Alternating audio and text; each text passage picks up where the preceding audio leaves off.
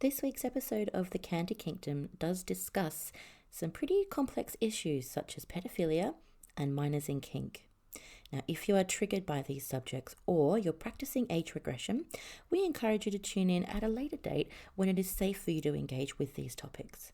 As is always the case, we want you to feel safe in this space, and so particularly for today, listener discretion is advised.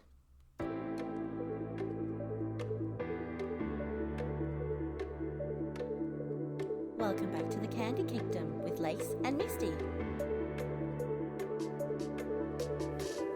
The Candy Kingdom is a podcast for littles and bigs, where we provide resources and support and a safe space to learn together.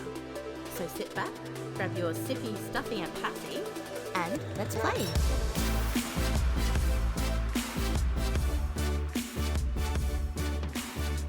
Hey everybody, and welcome back to the Candy Kingdom with Lace and Misty. Thank you for tuning in. We've got lots of fun stuff in store today.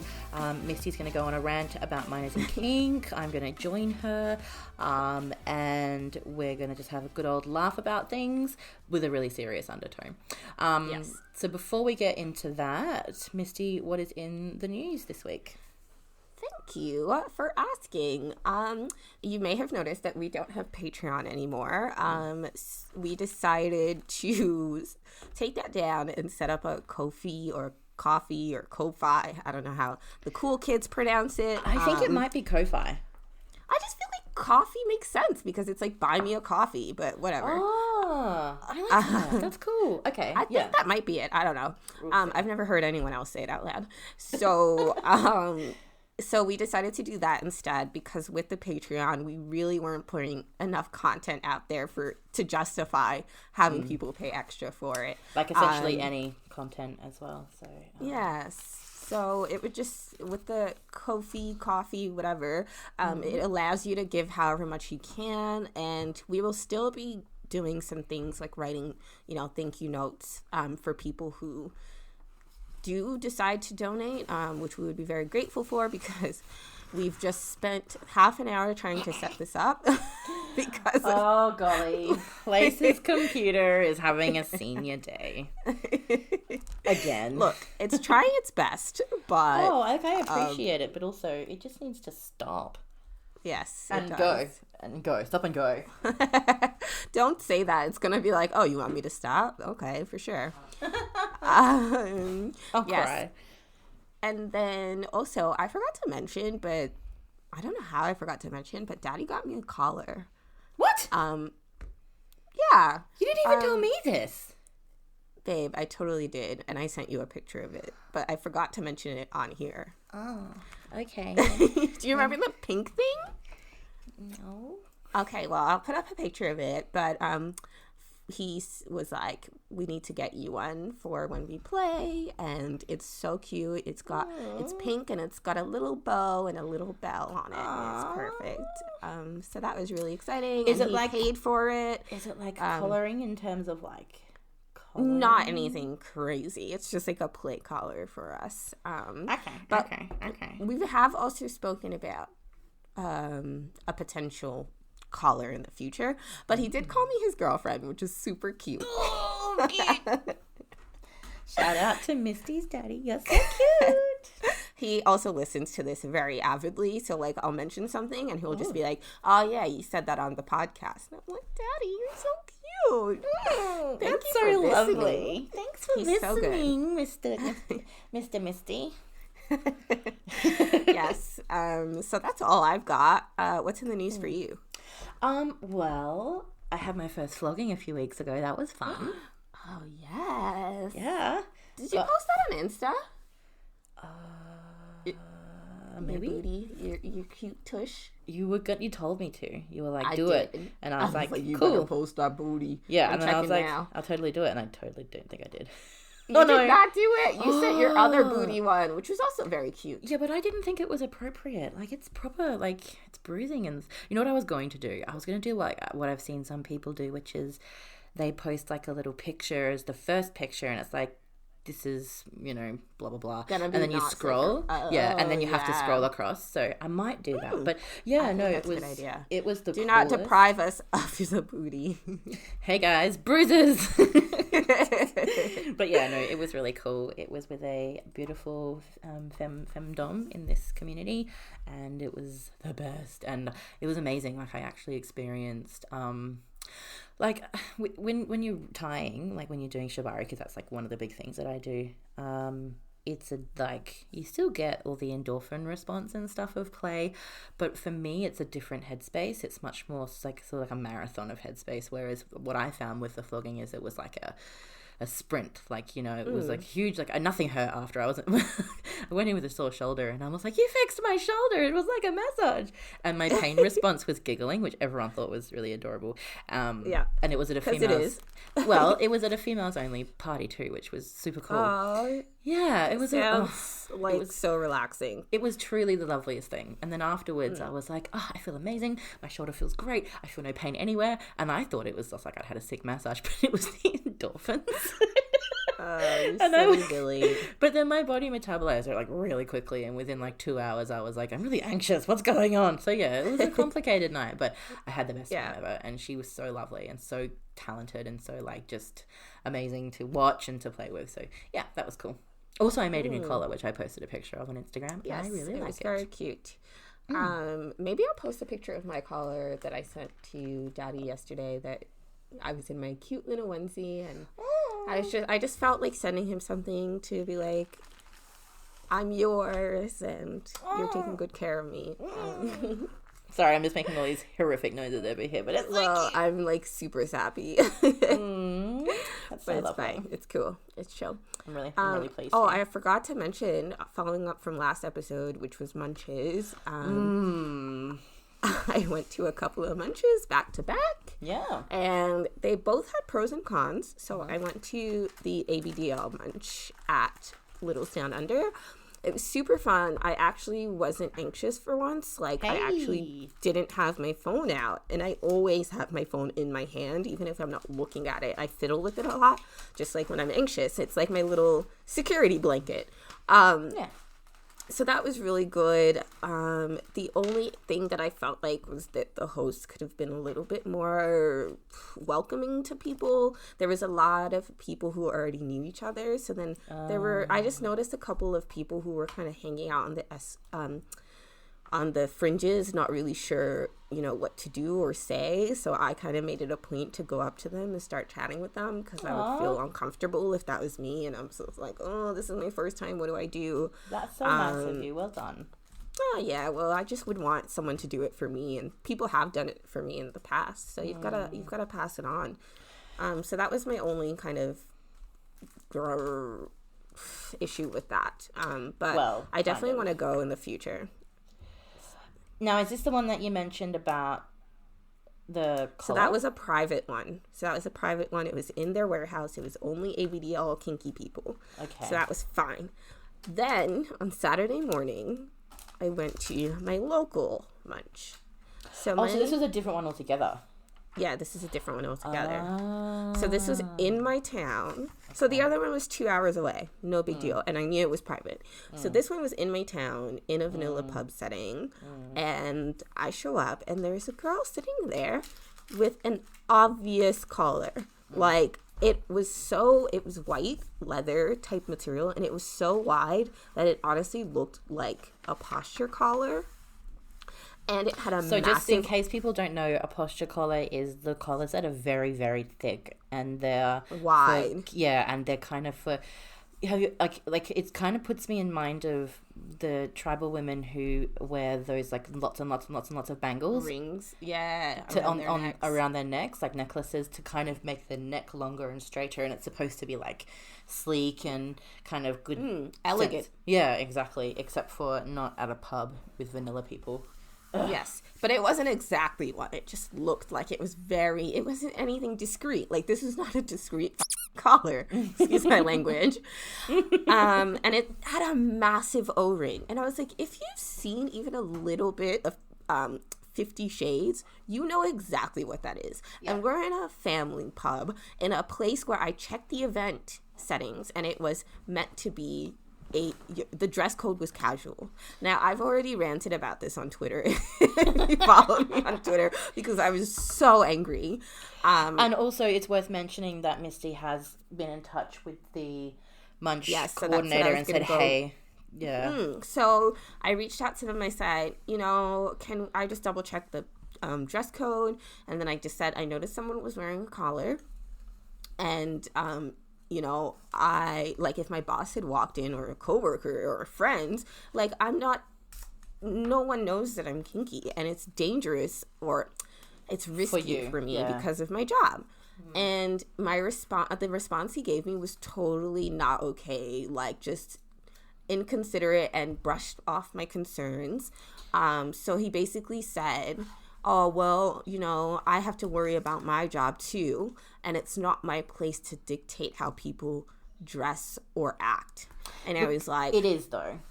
And I just said, that's fine, but in the future, I will not be attending these events because you're being more considerate of people who... Why do you need to show up like that? Why do you need to come to a vanilla pub setting? I get that it's a kinky munch, but there are children around. There are vanilla people around who don't need to see that, who don't need to be exposed to that. Like, that's not. They haven't consented to that explicitly. No. And actually, I disagree with what they said. They do have a responsibility to monitor the behavior of people. That's kind of comes with the terms, whether it's a private party or a public situation.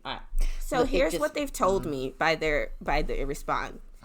I care more about the people who making those people feel more comfortable than simply asking them to tone it down so that then everyone can come. And I said, don't say your munch is inclusive of everyone if you're gonna not if it's just protect the people who it just really made me angry. And because I was a like, big part of BDSM is consent, and also it's discreet, and it's a quiet, self-regulating, closed community for lots of reasons. And if he's going to dismiss that and just say it's not my responsibility, well then, mate, you shouldn't be running a munch. I reckon. So that was my... And we literally just spoke about it in our episode. Like, I know. Don't show up in like... And it wasn't even a little this time. It was just a submissive and her dominant. So I hope you guys don't listen to this, but if you do, cut that shit out. Yeah, because that's really annoying. You're being selfish. Yes. But also, it is dangerous. 100%. Like, let's not forget that this is... You could have been outed just by that. And I think he did make a comment, which is that commas aren't unilaterally... Yes! Oh my god, I forgot about that. Good job, Lace. Thank you. Yes, he said colors aren't unilaterally related to BDSM. And I'm like, okay, mate, what else is a person wearing a collar like that for? Tell me. Give me your reasons and I will be convinced. Yeah. It wasn't discreet at all. I love discreet collars. I find them beautiful. That's what I would want as a day collar, something just gorgeous and just can be easily mistaken to vanillas as just a piece of jewelry, whereas people in kink would know. I saw a story like that. Dom Who Writes, or Dom with Pen, that's what he's called, and he told a funny story of his wife and him going through security. And the security guy said to his wife, "Where did you get your collar?" And she was like, excuse me? What? And she got all flustered. And then he enunciated, "Where did you get your collar?" Which at the same time, like, I hope he asked it discreetly. But I was like, that's good. That's better than everyone. I don't get it. I don't get it. I don't give a if exhibitionism is your kink. Don't do it where other people haven't consented. That's just my gripe. That's basic respect. I agree. So welcome to Munches Part 2. Yeah. Honestly, I'm kind of putting off this episode because I just feel like I'm going to get hangry. And I'm going to need some drinks of water and just some time to cool off. Let's jump into it and go from there. Yep. So, minors in kink. Right. Where do we start? I guess I want to say that we see this a lot more in CGL. Yes.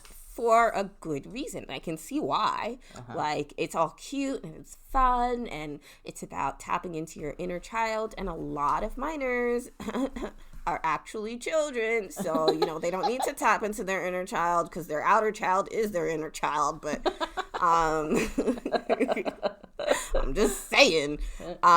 So I think that has a lot to do with the attraction and the fact that they're teenagers. Like, they romanticize this crap. Like, I know so many people who freaking loved Twilight, growing up, who like just took these things, and that's just what teenagers do. It's their chemicals, it's the puberty, it's just the developmental aspect of it. Hell, I did it. I took things. I mean, I've been reading Draco Harry fan fiction since I was 12. Do I think that's actually gonna happen?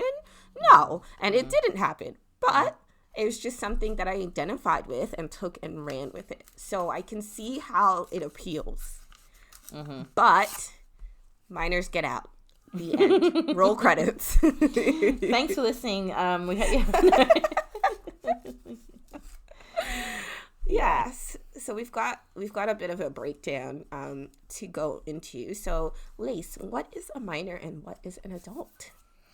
Okay, so a minor is a person who is under the legal consenting age of being able to participate in sexual acts. Yeah. That is in most countries 18. Yeah. And an adult is a person who is of age legally to consent to sexual acts, which in most countries is above 18, which is why the cutoff for most of these sorts of things is 18. Yeah. That's it. Yeah, that's pretty much the basic definition. And we know that there are some countries where it's technically 16, but I don't like that. So I think it's a developmental thing as well. Like, a person who's I think the whole reason for this, aside from the legality of the situation, is that a person who is underage mentally as well as physically, and cannot process the complicated bunch of feelings that sex and sex acts will eventually lead to. And some adults also can't deal with that, but they're in a better position to kind of deal with that.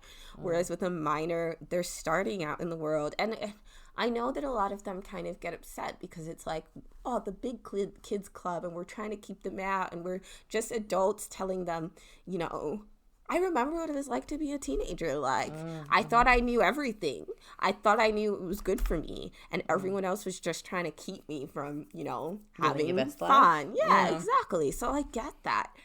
But it's not about that's not them. What's happening when I discriminate against a person because of their age in kink, it's very little to do with how I don't care really, to be honest, about their feelings. I'm concerned about not going to jail.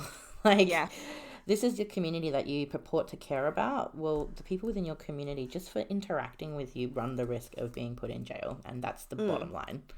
Yeah, but also because they don't have that mental development, I feel like they just don't care. No. They just don't see that as an issue, and that's another problem. They don't see the seriousness of interacting with people in kink, which means they don't have the mental capability to be in kink. That's that's the bottom line. I'm sorry. Yeah, especially people who might. I think it's a bit of a flow-on effect. If you're a person who's like, minors in kink is fine when you're a minor, that's one thing. But then when you become an adult in kink, and if you continue with that attitude, then it's even more of a problem. Yeah, especially when you that's something that's been huge on Twitter. I actually walked away from a kink group because there was some girl in there who was blatantly like, she just turned 18 and she was blatantly like, no, I think this is okay, and I'm actively doing it right now. And I was like, nope, I'm getting out of here. Just don't want anything to do with that. And then we're going to talk about some terminology that you need to be aware of. That's basically people trying to make it look like they're not involved with minors, or they're not I don't even know how to describe it. We'll just go when we talk about how to keep yourself safe. We'll talk more about that. So anyways, that's why minors are not allowed, because it's a developmental thing, it's a legal thing, and it's just an ethical thing. I don't want to be involved sexually or in a kink space, which for me is often sexual, with somebody who's underage. That's just fucked. Like, and I'm not even going to bleep that out. That's just fucked. Also, it just started raining like really heavily at my house, so I hope that it's not too loud for you. And if you enjoy the sound of rain, enjoy the sounds. Yeah, we scheduled it so that it would be some ASMR for you guys. Yeah, with my like abundant witch powers, I have conjured the rain. Anyway, so yes, that's why we did say that we would be joking around a lot in this episode, and like there are going to be times where we get serious, but at the same time, we don't want to turn it into, oh yes, this is the look. I don't want to say to a minor, get fucked, don't ever come into kink. You know, that's not fair. No.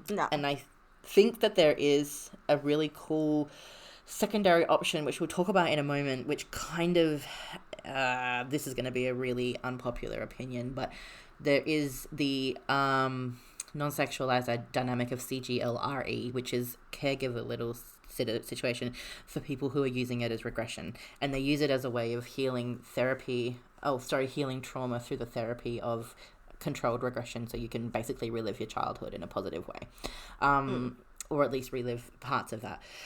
And I'm kind of thinking, is that an option? Is that like a way to say to people who are minors that want to be involved in CGL, hey, particularly this not just an kink, option for you? This is an option, yeah. I don't know. We'll have to debate that. Yes. And we're going to do a bit of back and forth, because this is a learning space for the both of us, and we don't want to just present the one, side of things. I mean, we're pretty unified a lot of the time, but yes. But we also, besides the fact that we don't want minors in kink, we're going to discuss what we think would be more acceptable, I guess. Yeah. Because we know that it happens, and we want to try to keep them safe as well. Yes. Yeah. So what is kink and BDSM play? Well, kink, it usually involves some sort of non-orthodox type of having sex or getting sexual pleasure. Or getting pleasure, because, some people don't need sexual pleasure at all. So it usually involves negotiation, power exchange of some type, because there is usually someone in control. Say you only do impact, the top is still in control of what is happening.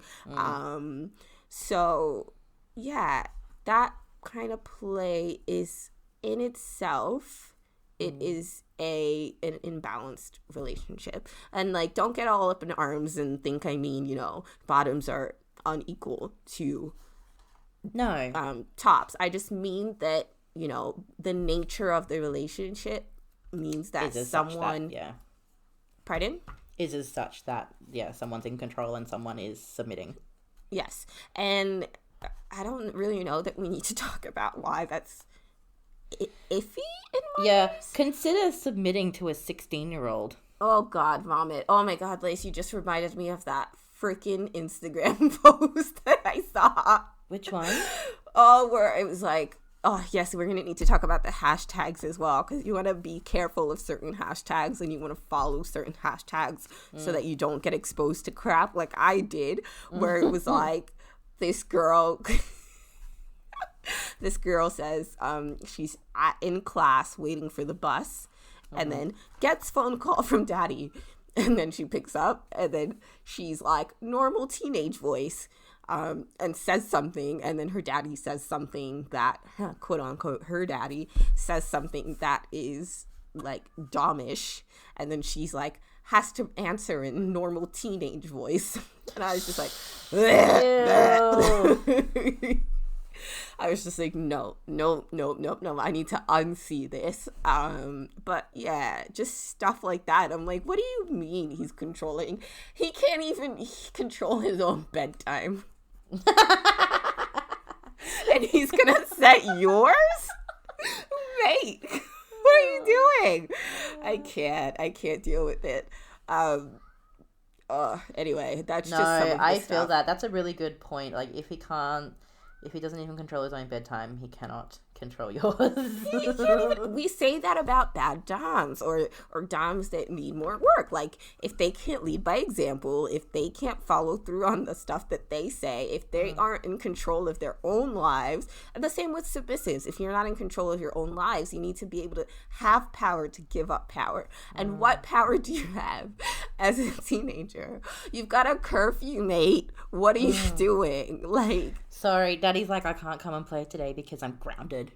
yeah, no, I can't go to baseball practice because my daddy says I can't go. Oh, for God's sake. Jesus. Oh, God, I can't. No, it's and disgusting. I just also feel like minors need time to have A childhood. typical relationships. Yes, a childhood, but also typical relationships. So they have that mind frame of what's normal and what's not normal.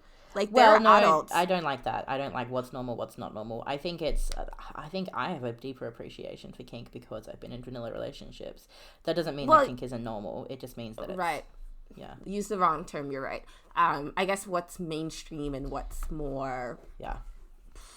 It involves I'm going to say it involves a more intense relationship type. It is a more intense relationship I agree. type. Yeah. And then there are also adults that get into abusive BDSM relationships really easily. So if you don't even have that normal frame of mind, like, or what's a loving typical relationship, how are you going to know what a loving typical BDSM relationship is? Every day on the BDSM advice things I see, he hit me outside of play. I used my safe word and they didn't listen. And I'm just like, guys, what is going on here? Like, these are basic. I don't know what to tell you. It's basic respect principles that are, I think, in a vanilla relationship, I think it's there's less of a, it's not as intense, and there's less, like, I think there's less potential for things to go really wrong in a physical and emotional way.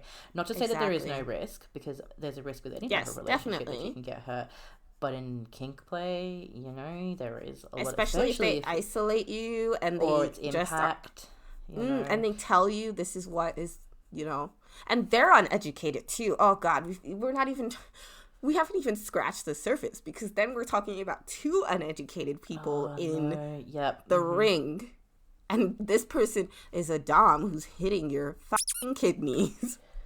Yeah, and doesn't know this is how you flog. This is the limit. This is where no is. And is using normal candles.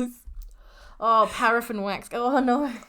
Like, these are the things that you need to think about. So I think I've skipped on to what are the risks for minors who play anyway, kind of. Just thinking about that kind of stuff. I'm like, you need to master, you need to master the basics before you can go on to advanced classes, right? You don't just go into advanced physics or, you know, I don't know, astrophysics. You start with physics 101. So you need to start with relationships 101, sex 101. Get those basics down, how to practice safe sex, how to negotiate in a normal I keep saying normal, but I want you to say something else. in a vanilla relationship. Thank you. And all of that kind of stuff. You need to be able to learn how to be in a vanilla relationship before you can be in a kink relationship, is my point of view. And I think I agree with you that they don't know advanced safety techniques. That's like, no.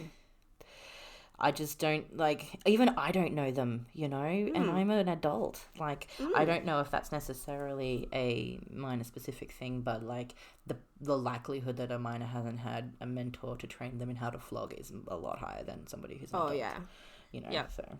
And they might say, you know, oh, that could be mitigated if you let us into the community. And it's like, no. You're just going to have to wait. You can read all about it. You can do whatever you want, except engage with an adult and actually engage in the activity. Practice on your fucking pillow. I don't care about that. But once you involve another person as a minor, I don't like it.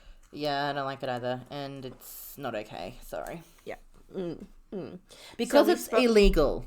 Like for minors to interact with minors and minors to interact with adults and adults to like minors interacting in any direction with somebody in a sexual way is illegal.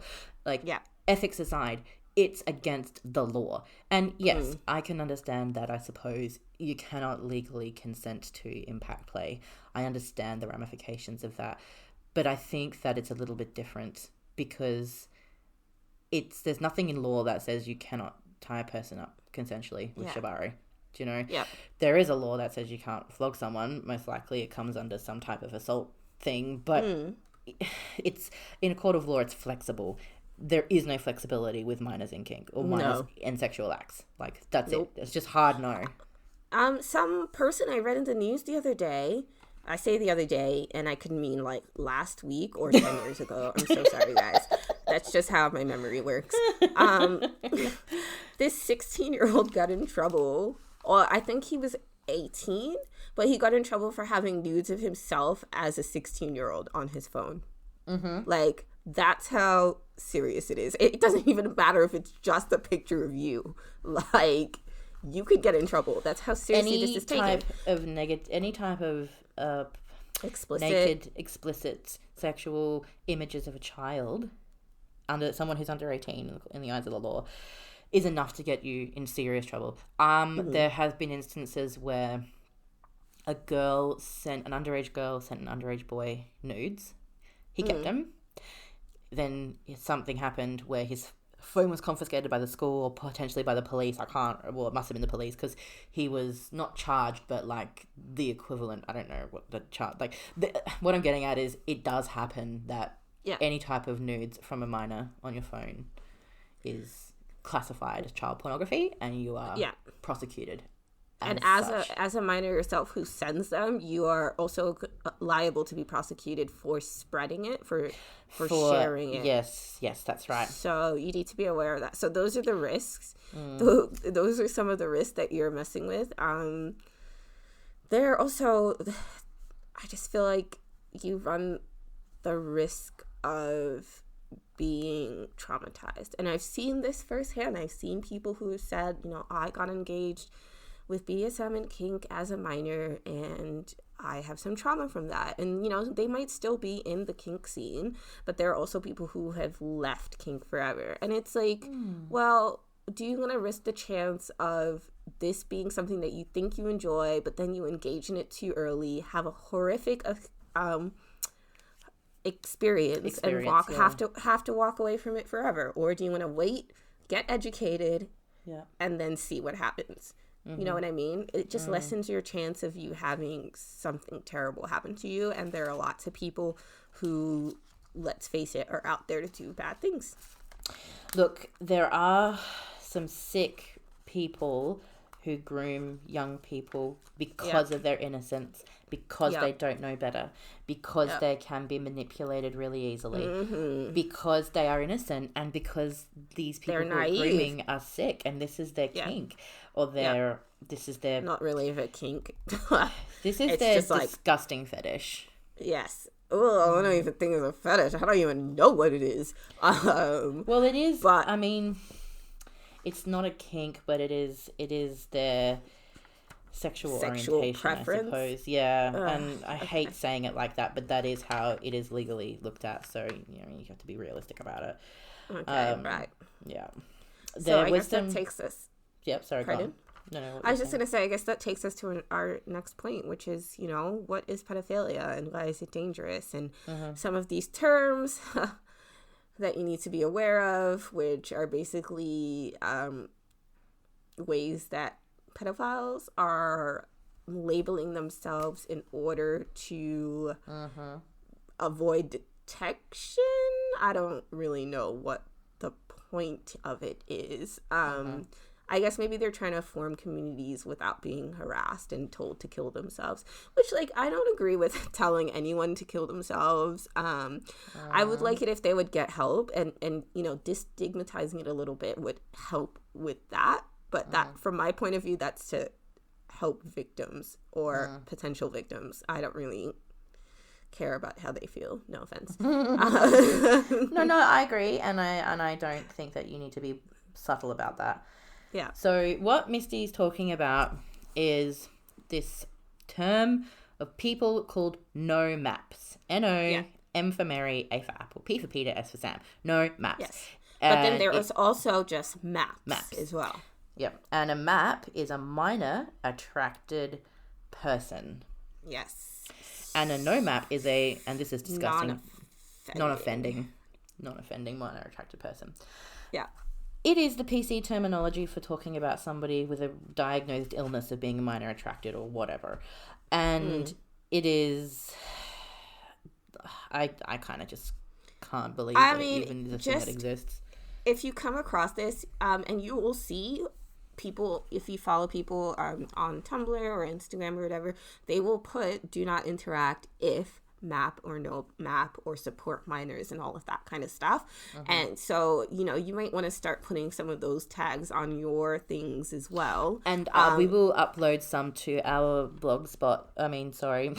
Blogspot. Century on our WordPress so that you can stick onto your images and your posts on Tumblr and things like that. I've actually got a few that I've made that we can share. Yep. That's so good. And then there's also different distinctions between pedophilia as well. So, like, I don't want to say classic pedophilia, but, do you know what, Lace? We're going to need a massive trigger warning for this episode. I just realized. So pedophiles, like, that are attracted to prepubescent children. But then there's also pedophiles who are attracted to post-pubescent and like teenagers, and pubescent, so going through, I don't know why there had to be this many distinctions. And then there are ones that are, well, actually they're all pretty scummy, but I feel like these guys are the worst, that are attracted to children 0 to 3 years old, which I can't even fathom what goes on. Anyway, what goes on? That's just mind-boggling. But anyways, I think... And why is it dangerous? Like, why is it dangerous? Well, there's the whole fact that children can't consent, and this is something that's usually incredibly traumatizing for them. Absolutely. And do you remember when I was arguing with someone on Reddit who, like, I'm pretty sure was a pedophile? Who was just like, this person... So... I know I read a couple studies where rapists think that everyone else are rapists. Or they think that everyone else are rapists and that people are just better at it than they are, right? So this guy was saying to me that tickling a child without its consent was more traumatizing than, quote unquote, having sex with that child in a way that it probably enjoys it. I was mind boggled. I was like, you've got to be kidding me. You've got to be kidding me. You're an actual pedophile. You genuinely think. And he said, we just tell children that it should be traumatizing for them. So then they take on that trauma and start saying that, yeah, it was bad. And they feel like they have to because they secretly enjoyed it. And I was like, oh my God. No offense. I'm talking to a real life pedophile right now. Like, I could not believe it. Like, it was like someone just being like, do you know what? Murder victims like being murdered. We just tell them that, being dead is traumatic to them. We shouldn't prosecute. No. Like, it was insane. It was insane. They loved it. They loved being murdered. It was the best thing that's ever happened. God. Here's the thing. Here's where I break down that argument. Okay. If a person likes something which is taboo, generally it's considered a kink, right? So if a person is saying, or this person is saying that a minor actually really enjoyed the sex, or just pretending that they didn't because this is what society says, you're engaging with a kink with the minor. So any way you look at it, it is still wrong. Regardless, like, we have a name for that. It is called rape play and CNC play, and it exists. It's a kink. It's a negotiated kink that people have, and that requires consent, which you can't have with somebody who is under 18. Oh man, it just goes round and round in circles. When are these motherfuckers going to understand? You just cannot engage with children, and if you are attracted to a child because they are a child, you are sick in the head, and you need to deal with it. Yes, you do. Bleh. And like the only good thing I guess that comes out of MAPS is that they try to help each other. I think if it's not just this disgusting justification circle of everything that Justification circle is a really great way to describe what that is, honestly. I just don't know what else they could possibly be trying to achieve with it, frankly. God, I just hope they're trying to get each other help. But I do know that there is an organization that is about rehabilitation of pedophiles. I don't know. I haven't looked into it because it's not a resource that I need myself. And thank for that. I really believe if somebody, like I really believe in the power of reformation. If somebody has been a no-map or whatever, a pedophile, let's just be frank about it, somebody who experiences pedophilia, they want it and they want to improve. They see that this is a disgusting thing. They want to be better. They want to be cured or whatever. Then let's do that. Let's, say to them, okay, we support you. What you're doing is terrible. We want to help you get the help that you need. And then reintroduce them into, because that's what rehabilitation is. I think it's a horrible, hateful crime, but I would rather support, as an adult, support that person to getting the help that they need and becoming better people who can then help others, like the domino effect of positivity. I would rather do that than just dismiss them completely and say, nah, you're out of it, because then they're going to go looking for a community. Everyone wants to belong. And if we don't do something to help them, then they're going to go back to the same circles of people who say, no, this is right. This is what it is. And it's really enabling. And that's a really bold and difficult stance to take, especially somebody who's been a child rape victim myself. But I believe it's the only way forward. And I think this is probably the only part of having responsibility for young people involved in a kink situation that I feel is that, okay, I'm an adult, they're an adult. I have a responsibility to keep people safe. And if I can help this person, then I will.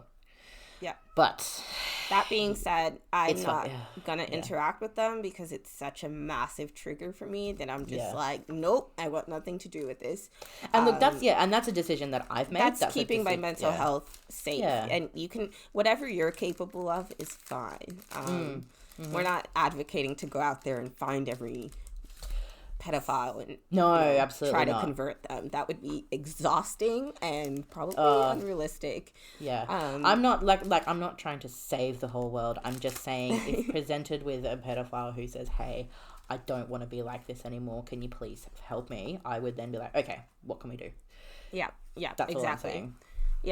And I think we're going to need to wrap up because we're getting a bit long in the tooth because I went on that rant about the munches that I went to. But I think next time we're going to talk about what we can do to keep minors safe as well. What CGL, what you were talking about, CGL-RE, and then some of its other subsets as well. And what we can do to keep ourselves safe. And just how we can respect and keep our community safe as well. All right. Well, we'll end the episode here, but thank you guys for listening, and I appreciate that this was a pretty triggering topic. If you need to talk to somebody, please reach out to either us or your local kink space. We're going to be putting together a resource. Yeah, we're going to be putting together a resource of kink safe therapists and professionals. I think we were looking at something like that. So what we're going to do is basically reach out to you, FetLife, because that's really the only place, and just see if people have interacted with kink-aware professionals that they can recommend, because I'm pretty sure that that resource, that's kink-aware professionals directory, is US-based only. Which is really not helpful for lots of people. So. Yeah, so what we want to do is start it in Australia, asking people for who they've been to, and then we're going to put together a little template for you guys to be able to ask your communities as well, and get some feedback with that, and get some mini directories happening. I agree 100%. So thanks for listening, guys. We hope you enjoyed this episode. Thank you so much to everyone who tunes in every single episode. We appreciate you guys so much. Even if you're not really ready to leave us feedback, or you just don't really do that, you're supporting us enough through listening. So we really appreciate that. So if you have any questions, feel free to contact us at the Candy Kingdom on all of our social media. I'll also be linking our Ko-fi. So have a sweet week, everyone, and we will catch you next time, Candy Crew. Bye.